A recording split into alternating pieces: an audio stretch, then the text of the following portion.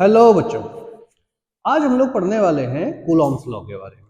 ठीक है, Coulomb's law जो कि आपके फर्स्ट चैप्टर और सबसे इंपॉर्टेंट लॉ है ना, क्लास 12 का एग्जाम वैसे ही पास आ रहे हैं, तो हम लोगों को पता है कि हम जल्दी जल्दी क्या करें कि हमारे जो इंपॉर्टेंट लॉ हैं उनके बारे में समझ लेते हैं।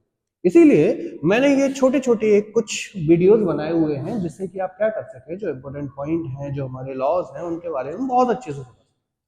तो चलिए आइए कूलॉम्स लॉ के बारे में बात करते हैं।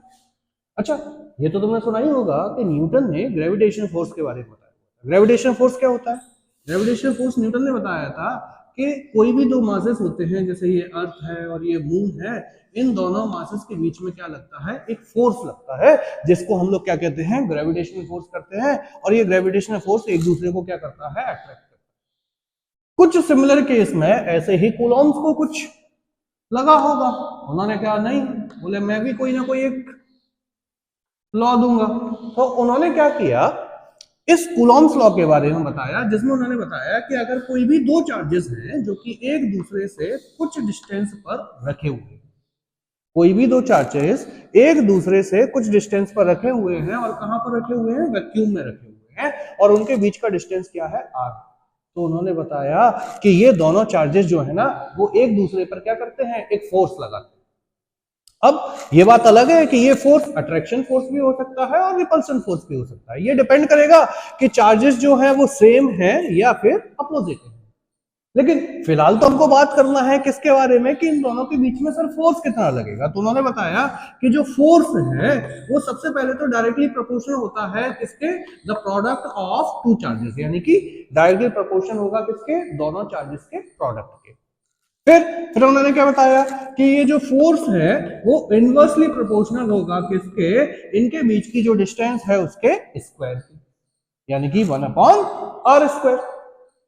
तो उन्होंने कहा अच्छा देखो, पहली कंडीशन क्या है कि फोर्स जो है वो डायरेक्टली प्रोपोर्शनल है इन दोनों के प्रोडक्ट के। यहाँ पे जो भी चार्ज है, जैसे मान लो यहाँ पे 2 है, यहाँ पे 3 है, तो ये फोर्स कितना हो गया?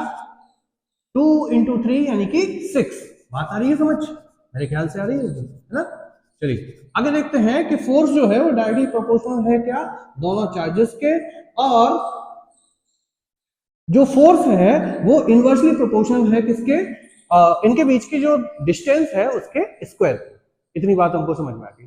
तो उन्होंने क्या कहा कि फिर इसको हम लोग कैसे लिख सकते हैं? इसको लिख सकते हैं F = Q1 Q2 upon r²। ठीक है, F proportional to Q1 Q2 upon r²। अब उन्होंने कहा कि अगर मैं प्रोपोर्शनैलिटी का साइन हटाऊं तो F = क्या हो जाएगा? यहां पे आ जाएगा K Q1 Q2 upon r²।